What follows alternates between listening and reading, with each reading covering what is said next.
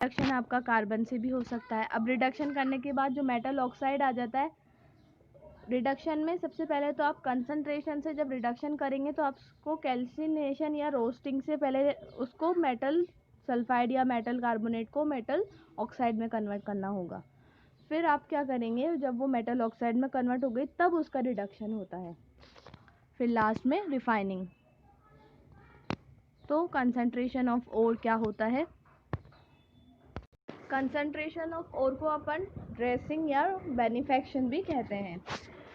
तो concentration of ore means the process of removal of gangue from the ore is known as concentration of ore. जैसे कि आप gangue जानकर आ चुके हैं, these are generally earthly impurities like soil and silica.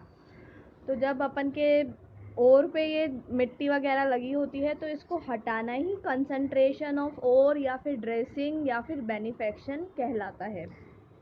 अब इसके भी अलग अलग टाइप्स हैं। पहला है हाइड्रोलिक वॉशिंग, सेकंड है फ्रोथ फ्लोटेशन जो कि बहुत इंपॉर्टेंट है, थर्ड है मैग्नेटिक सेपरेशन एंड चौथा है leaching. We will discuss hydraulic washing. अब सबसे पहले आपको पता होना चाहिए जो हाइड्रोलिक वॉशिंग है वो ऑक्साइड ओर के लिए काम में लिया जाता है। Basic principle is density difference.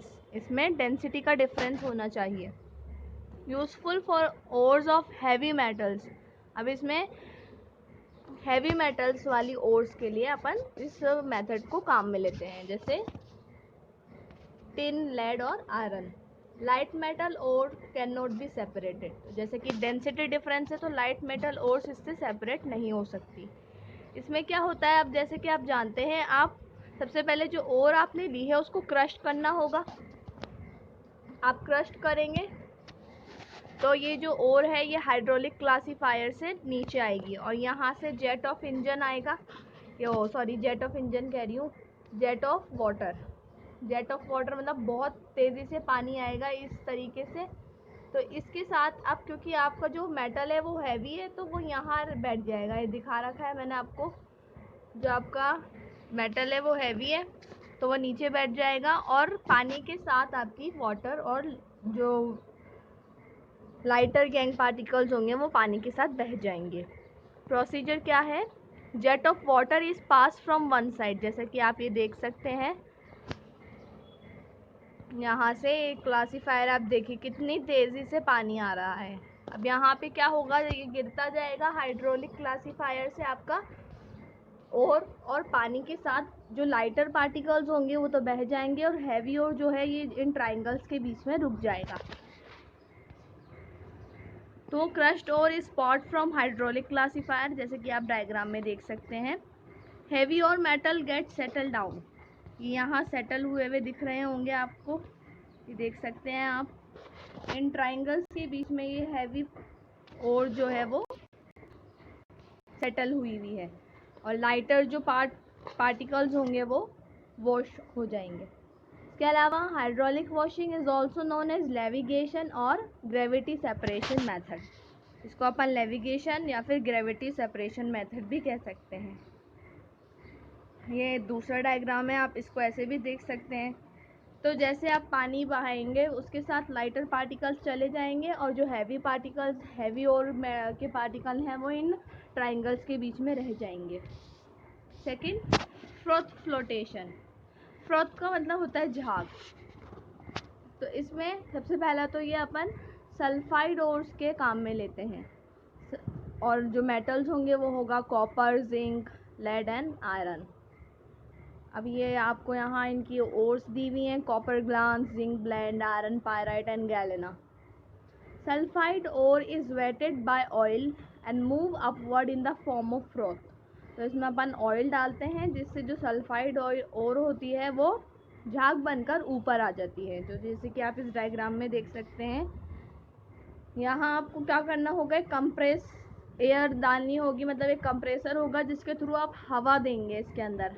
तो इसमें और ये जो पानी है, पानी के साथ अपन क्या डालते हैं, अब झाग बनाने के लिए पाइन ऑयल डालते हैं ताकि झाग बने और उस झाग को स्टेबलाइज करने के लिए फ्रोथ स्टेबलाइज़र डाला जाता है। फिर जैसे जैसे आप हवा देंगे तो एजिटेशन होकर फ्रोथ ऊपर बनकर आएंगे और ये जो सल्फाइड ओर है ये ऑयल के साथ ऊपर आ जाएगी और जो गैंग पार्टिकल्स हैं वो वाटर के साथ नीचे बैठ जाएंगे, जैसे आप यहाँ देख सकते हैं। इसका प्रोसीजर क्या होगा, पाउडर्ड और is mix with water and pine oil. अब आपको कोई पूछे पाइन ऑयल क्यों डाला जाता है, पाइन ऑयल फ्रॉथ बनाने के लिए काम में आता है, इसलिए पाइन ऑयल अपन वाटर के साथ डालते हैं। Mixture is agitated with compress air, आपको उसमें फूंक देकर मिक्सचर को हवा देनी है। फिर और particles rise to the surface along with froth, तो जो सल्फाइड पार्टिकल्स होंगे वो झाग के साथ ऊपर आ जाएंगे, जैसे कि आप डायग्राम में देख सकते हैं। फिर क्या होगा, गैंग पार्टिकल सेटल डाउन। तो ये आप इसको इस डायग्राम से और अच्छे से समझ सकते हैं। ये आप देख सकते हैं कि कैसे कंप्रेसर है यहाँ पर, और आपने इधर झाग दिया तो ये हवा दी तो ये झाग बनकर ऊपर आ गया। अब आप इसको झाग को अलग ही हटा लेंगे, जिससे फिर आपके सल्फाइड और के पार्टिकल्स अलग हो जाएंगे। मेन पैरामीटर्स, अब जैसे कि आप यहाँ पर अपन को पता है झाग बनेंगे, तो झाग बनने के लिए कुछ चीज़ डालनी पड़ेगी, जो कि अपन पाइन ऑयल या फिर यूकैलिप्टस ऑयल डालते हैं। अब आपको ये भी ध्यान रखना होगा, जो फ्रोथर्स होंगे उनकी जो डेंसिटी है वो वाटर से कम होनी चाहिए।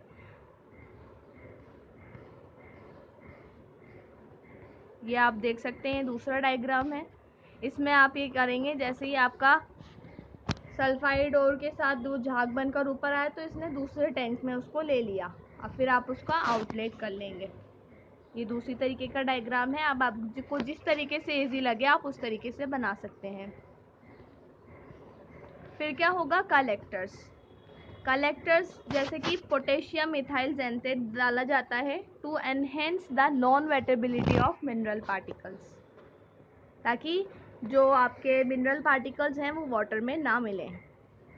फ्रोथ स्टेबलाइजर्स, अब फ्रोथ बन रहे हैं तो उनको स्टेबलाइज होने के लिए फ्रोथ स्टेबलाइजर्स डाले जाते हैं, जो कि एनिलीन और क्रिसोल होता है। अब ये क्या करेंगे, हाइड्रोजन बॉन्डिंग कर लेंगे और अच्छा फ्रोथ बनाएंगे। डिप्रेसेंट, अब डिप्रेसेंट एक स्पेशल होता है, जो अपन मान लीजिए आपके पास 2 सल्फाइड और का मिक्सचर है, तब अपन डिप्रेसेंट डालते हैं, और डिप्रेसेंट मेनली सोडियम साइनाइड या सोडियम कार्बोनेट यूज में लिया जाता है। अब ये क्या करता है, it is use to prevent certain type of particles from forming the froth, मतलब ये दोनों में से किसी एक को झाग बनाने से रोक देता है। इसका एग्जाम्पल जैसे अपन मान लेते हैं, अपन के पास 2 सल्फाइड और का मिक्सचर है, that is galena and zinc blende. तो अब ये जो NaCN होगा ये गैलेना के साथ कोई रिएक्शन नहीं करता है, जबकि जिंक के साथ, जिंक ब्लेंड के साथ ये एक सॉल्यूबल कॉम्प्लेक्स बना लेगा, ऐसा कॉम्प्लेक्स जो वाटर में सॉल्यूबल होगा। तो आप इसको आसानी से, इसमें से जो सल्फाइड ओर्स हैं उनका तो झाग बन जाएगा, और जो ZnS है वो पानी में घुल जाएगा। तो इससे आप आसानी से PbS को ZnS से अलग कर सकते हो। तो अपन ये कह सकते हैं कि जो NaCN है वो डिप्रेसेंट है ZnS के लिए, मतलब जिंक ब्लेंड के लिए, क्योंकि इसने यहाँ जिंक ब्लेंड को फ्रोथ बनाने से रोक दिया। Third, magnetic separation. अब आपको पता है मैग्नेटिक मतलब कोई ना कोई दोनों में से, या तो ओर या गैंग पार्टिकल्स, दोनों में से कोई एक जो है वो आपका मैग्नेटिक नेचर का होना चाहिए। It is used if one of the ore or impurity is magnetic, magnetic particles are attracted and fall near the magnetic roller, while non-magnetic particles fall away from the roller। तो जैसे कि आप देख सकते हैं क्रश डोर आ रही है, magnetic roller है, तो जो मैग्नेटिक वाली चीज़ होगी वो रोलर के पास गिरेगी, और जो नॉन मैग्नेटिक है वो रोलर से, मैग्नेटिक रोलर से दूर गिरेगी। आप इसको इस डायग्राम से और अच्छे से समझ सकते हैं। आप देख सकते हैं यहाँ पर पाउडर डोर आ रही है, मैग्नेटिक रोलर है, तो जो मैग्नेटिक कंपोनेंट है वो उसके मैग्नेटिक रोलर के बिल्कुल पास गिरेगा, और जो आपका नॉन मैग्नेटिक है वो मैग्नेटिक रोलर से दूर गिरेगा। तो ये जो है आपका मैग्नेटिक सेपरेशन का मेथड है। Next is leaching. लीचिंग तब की जाती है जब मेटल जो है वो ज़्यादा सॉल्युबल होता है इम्प्योरिटीज़ के लिए, जैसे कि एल्यूमिनियम, सिल्वर, गोल्ड और कॉपर, इनके लिए लीचिंग प्रोसेस यूज़ करते हैं। और जो इम्प्योरिटीज़ हैं वो एक स्लज की तरह अनडिजॉल्व रह जाती हैं। जैसे कि आप जानते हैं जो मरकरी की ओर है उसको सोडियम साइनाइड के साथ ट्रीट करते हैं तो वो सॉल्यूबल कॉम्प्लेक्स बना लेता है। अब इस कॉम्प्लेक्स को अपन फर्दर किसी और दूसरे सब्सटेंस के साथ ट्रीट करके अपन Ag को अलग कर सकते हैं। लीचिंग ऑफ Au और Ag in presence of air, तो ये एयर की प्रेजेंस में होती है। और जो गोल्ड का ये दोनों जो गोल्ड और सिल्वर का जो प्रोसेस होता है इसे अपन MacArthur Forrest cyanide process कहते हैं। इसमें जो लीचिंग रिएजेंट होता है वो या तो सोडियम साइनाइड होता है या पोटेशियम साइनाइड होता है। तो इसमें दो स्टेप्स होते हैं। पहला डिसोल्यूशन, मतलब पहला जो सॉल्युबल कॉम्प्लेक्स बनाएगा। तो जैसा कि आप पहले ऊपर वाले स्टेप में भी देख कर आए हैं, NaCN और ऑक्सीजन के साथ रिएक्ट करके यहाँ पर एक सॉल्युबल कॉम्प्लेक्स बन गया। इसका नाम अगर आप दें तो सोडियम डाइसाइनो अर्जेंटेट ये कॉम्प्लेक्स होगा जो कि सॉल्युबल होगा।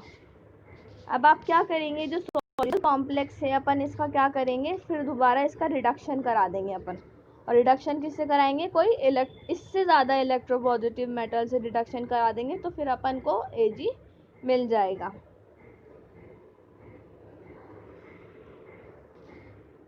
नेक्स्ट टॉपिक है रिडक्शन ऑफ ओर। तो रिडक्शन ऑफ ओर से पहले अपन को क्या करना पड़ेगा, जो मेटल आपका जो ओर है उसमें से आपने इम्प्योरिटीज रिमूव कर ली। अगर वो सल्फाइड ओर है तो आपको उसको ऑक्साइड ओर में कन्वर्ट करना पड़ेगा।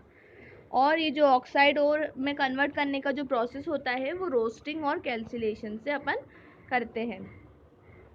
तो ये जो रिडक्शन ऑफ ओर है ये अपन नेक्स्ट क्लास में डिस्कस करेंगे। Thank you, that's all for today.